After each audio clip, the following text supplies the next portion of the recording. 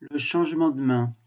Ici, le grimpeur donc vient mettre sa main gauche sur la même prise que la main droite, ce qui libère sa main droite qui peut à nouveau s'élever pour aller chercher une autre prise. La même chose ici.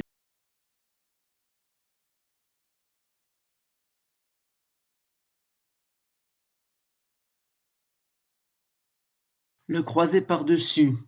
Il est généralement utilisé pour éviter un changement de main dans une situation où celui-ci serait trop coûteux au niveau énergétique. On voit que voilà, ici l'élève vient prendre la prise du dessus et ensuite décroise pour aller chercher une autre prise éloignée. Ici, la même façon, il vient chercher ce qu'on appelle la prise pivot, donc, et ensuite il décroise. Une variante du croisé par-dessus, le crawling, on va chercher loin la main droite pour ensuite décroiser de la même façon. On croise, on décroise, on croise. Le croisé par-dessous, généralement utilisé quand les prises sont très petites ou très peu crochetantes.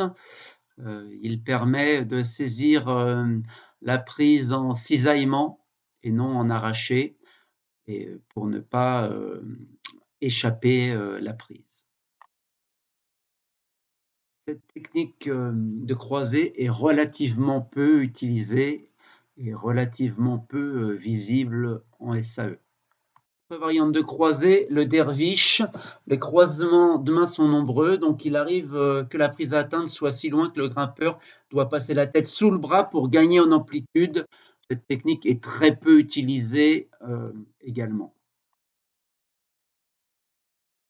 La saisie en épaule, technique qu'on voit beaucoup plus sur les SAE.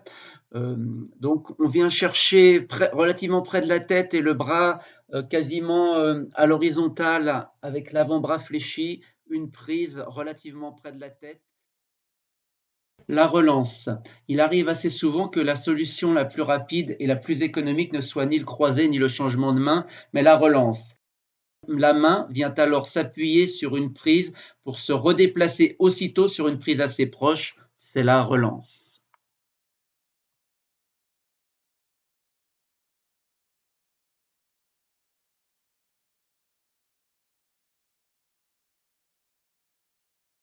L'inversé. Conditionné par la forme de la prise, la main se déplace vers la prise, paume vers le haut en supination. Le pouce se retrouve alors au-dessus des doigts. Cette saisie est plus confortable quand le bras est à l'horizontale avec le corps en opposition.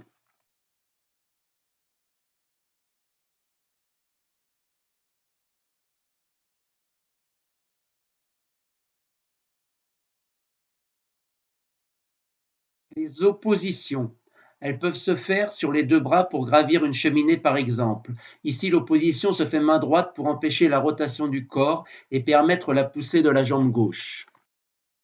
Le Dölfer, du nom d'un alpiniste allemand du début du siècle, cette technique permet de remonter les fissures en poussant sur les pieds posés à plat et haut tout en tirant sur les bras. Grâce à cette opposition de force, on peut remonter les bras et les jambes par petits mouvements physiques mais très efficaces. La compression. Grimper en compression consiste à monter les mains à plat de chaque côté d'un bloc rocheux en comprimant le rocher pour obtenir une adhérence. Gros physique obligatoire. Ici, la compression se fait davantage sur la main droite alors que la main gauche est en blocage.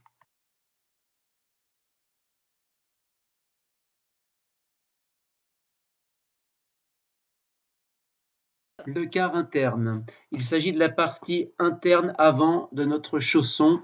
C'est la technique la plus utilisée par les débutants et souvent associée à des prises de main crochetantes vers le bas. Au niveau technique, un élève qui ne montrerait que ce type d'enchaînement pourrait difficilement avoir la moyenne sur la partie technique. Le quart externe. Vous utilisez l'extérieur du pied, votre talon doit être décollé du mur afin de pousser sur les orteils. Cette position d'un seul pied, évidemment on ne peut pas avoir les deux pieds en quart externe, permet de garder le bassin collé à la paroi au-dessus du pied. Si le grimpeur peut aller chercher par exemple une prise éloignée avec une main sans avoir à compenser un déséquilibre arrière. Comme vous le voyez sur l'image, cette technique est souvent associée à un drapeau qui permet, en étant équilibré sur un pied, de venir mettre son centre de gravité juste au-dessus de l'appui, vraiment collé au mur. La pointe. L'extrémité du chausson peut être utilisée pour placer le pied dans un trou sur une petite prise précise ou pour griffer une prise dans un des verres. C'est la position de base de l'escalade qui va permettre de faire pivoter la cheville vers la droite ou vers la gauche pour venir soit en quart interne, soit en quart externe en fonction des objectifs du grimpeur. Le croisé de jambes, souvent utilisé dans un déplacement latéral, va permettre au grimpeur de se déplacer sur la droite ou sur la gauche de sa voie. Le changement de pied. Il consiste à venir remplacer un pied par un autre sur une même prise. L'objectif est de décharger les bras au maximum. Il faudra donc venir placer la pointe du pied supérieur sur la pointe du pied inférieur pour que celle-ci s'efface doucement de la prise au profit du pied supérieur. Mal exécutée, cette technique devient énergivore pour les bras, ce qui n'est pas le but. Le groupé-dégroupé.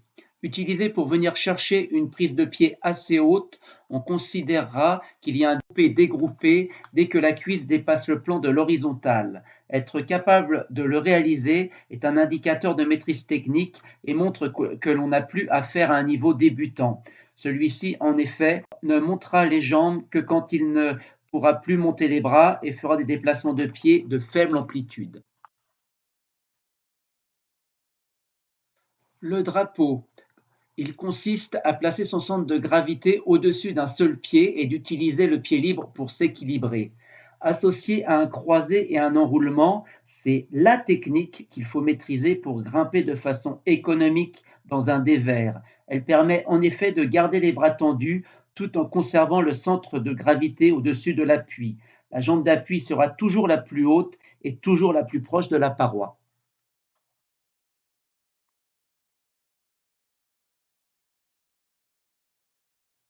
Le pied-main. Il consiste à remplacer un appui-main par un appui-pied sur une même prise. C'est très utile quand vous ne pouvez pas lâcher une prise sans perdre l'équilibre. Le fait de mettre le pied à la place vous permet de libérer votre main. Cette technique peut aussi être utilisée quand il manque des prises ou pour monter un pied très haut. Évidemment, la main ne doit pas être au-dessus des oreilles. La grenouille. La grenouille permet de placer les deux pieds sur une même prise tout en venant s'asseoir sur les talons. Cette technique n'est efficace qu'associée à une grande souplesse des adducteurs car elle permet alors de maintenir le centre de gravité au-dessus de l'appui-pied. Associée à un groupé-dégroupé, elle permet la recherche d'une prise éloignée et axiale. La lolotte.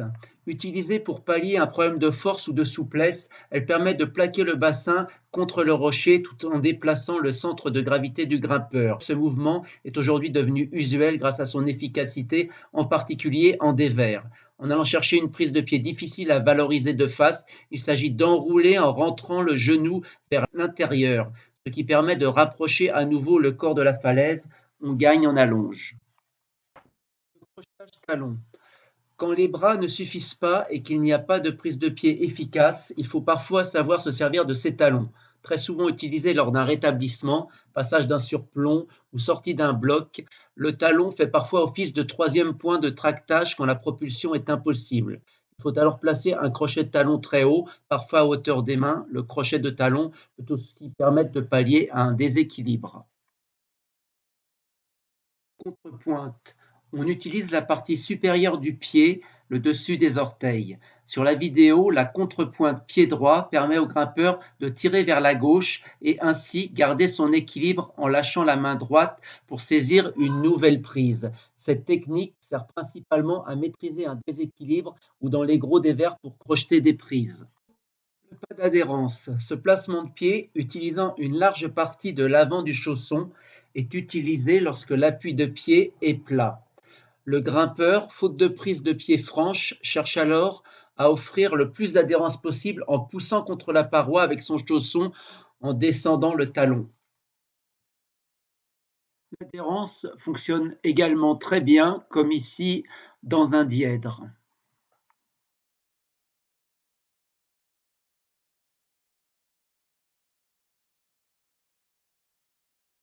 L'horloge, c'est un peu une demi-grenouille. Elle permet de s'équilibrer sur un appui-pied avec la jambe en flexion et un appui-main homolatéral.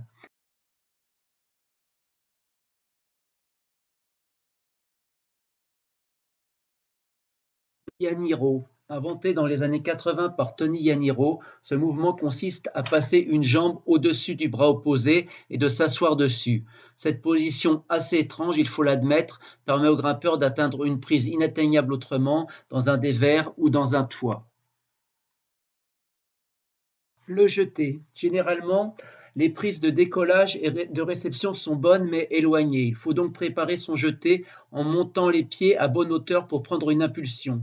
Il faut essayer de garder les pieds en contact avec les prises après le jeté et utiliser au maximum la puissance des jambes. Il faut également bien viser la prise de réception. Une fois la prise atteinte, entendu, il faut réarmer le bras pour la valoriser, puis remonter les pieds pour continuer l'escalade. Si le jeté est désaxé, il faudra amortir le ballon avec la posture bien connue dite du scorpion. Voilà, mes élèves de terminale ne pourront plus me demander c'est quoi la technique en escalade. Le plus dur étant de savoir à quel moment utiliser une technique pour être performant. Et pour les enseignants, quelle situation pédagogique ou quelles ouvertures de voie réaliser pour faire évoluer la technique de ces grimpeurs ou de ces élèves. Mais ça, c'est une autre histoire.